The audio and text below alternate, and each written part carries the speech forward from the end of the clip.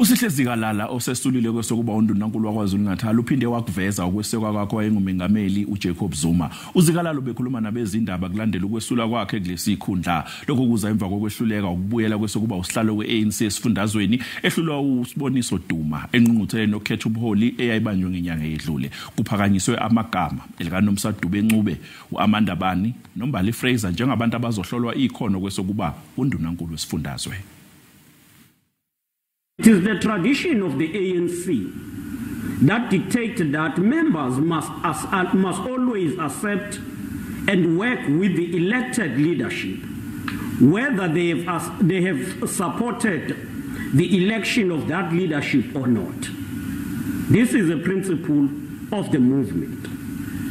The ANC's principles of organizational democracy and discipline further underline that leaders must lead all members with the same and equal treatment.